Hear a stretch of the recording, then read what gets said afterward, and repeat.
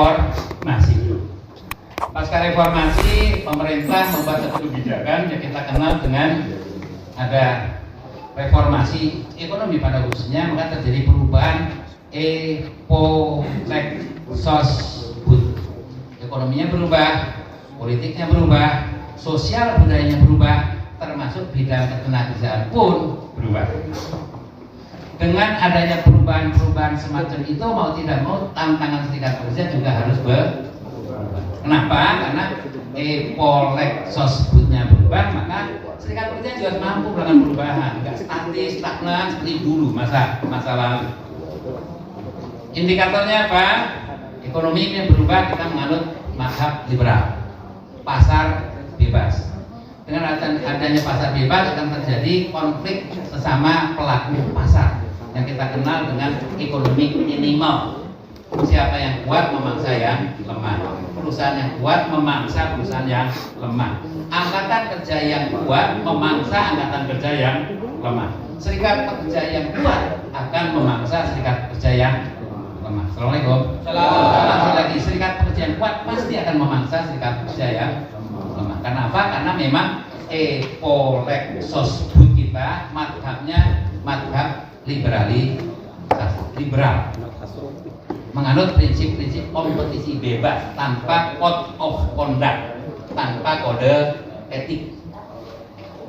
Nggak usah saya cerita indikatornya, banyak indikatornya. Indikator ekonomi bebas ada ACFTA, ada MA, ada globalisasi, ada pasar bebas, WTO dan seterusnya. Bahkan terakhir ada obor. Kenal nggak nama obor? Kebijakan China membuat obor, one belt, one road. Singkatannya obor, one belt, one road. Jalur sutra Cina termasuk Indonesia, ya kan? Jadi satu jalur sutra untuk jalur ekspor impor, liberalisasi pasar, kita harus kompetisi dengan Cina dan seterusnya dan seterusnya. Atas dasar itu maka ketika kita ada perubahan di aspek ekonomi, politik, sosial, budaya berubah, kita mau bergaul dari Sabang sampai Merauke. Sekarang kita bergaul dengan seluruh warga negara planet bumi.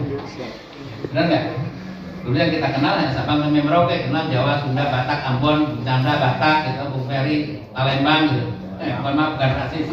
Yang kita kenal itu. Tapi mau tidak mau sekarang kita kenal dari seluruh planet bumi. Bahkan tetangga kita ada orang Cina, orang Korea, ada Taiwan dan seterusnya. Kemarin saya lihat di YouTube ada orang Cina bertani di mana di Sukabumi, gitu, dan seterusnya dan seterusnya.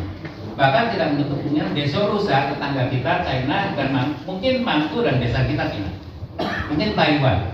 Akibat apa? Akibat globalisasi. Dengan adanya globalisasi ini mau tidak mau ada kebijakan-kebijakan negara yang dirubah yang tidak mungkin dihindari. Cuman persoalannya perubahan itu harapannya semakin memberikan perlindungan, tapi semakin kita menggadaikan kepentingan bangsa dan negara. Itu persoalan. Teman-teman, dengan perubahan tadi maka undang-undangnya pun berubah. Yang terakhir adalah undang-undang yang kita kenal dengan undang-undang cipta. Kalau kita bandingkan sekarang, ayo kita bandingin sedikit. Pada waktu era Soekarno, undang-undangnya sangat protektif. Catatan tadi yang dilahirkan oleh Trimurti, gitu, yang kita kenal nomor 1 masa 2257 itu tentang PHI, undang-undang 1264 tentang tata cara pengusahaan beban kerja, undang-undang nomor 1 tahun 70 tentang K3 dan seterusnya.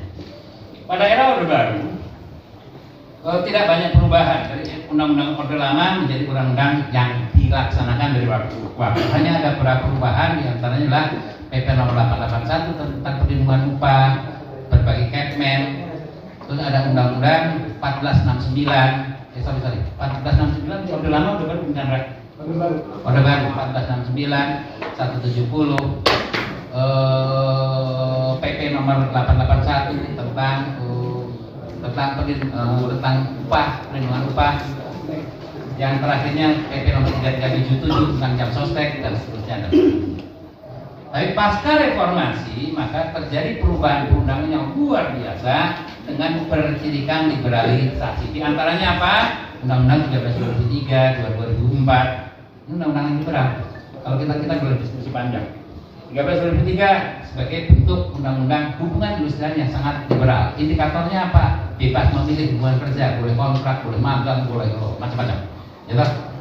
Peraturan hubungan industrial pun liberal. Indikatornya apa? Boleh memilih, milih mediasi, milih konsiliasi, milih apa lagi? Arbiter, milih apa lagi? Konsilator, arbiter, mediator. Ini indikasi demokratisasi dan liberalisasi. Kalau dulu enggak, 2257 dipartit apa indikator undang-undang cipta kerja. Saya ulang sekali lagi, undang-undang cipta kerja adalah undang-undang produk 77 tahun pasca kemerdekaan. Dengan kata lain bahwa negara yang direpresentasikan eksekutif, legislatif, dan yudikatif cenderung tidak berpihak kepada kepentingan kaum pekerja, tapi lebih berpihak kepada kepentingan kaum modal. Terus yang berpihak kepada kaum buruh sopo.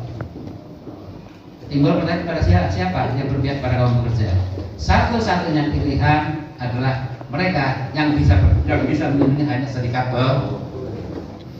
Atas dasar itu pilihannya hanya satu, kuatkan serikat pekerja. Kalau kita masih mau mengabdi, kalau enggak ya tinggal keluar mundur bareng ya Pak, tinggal doa amin amin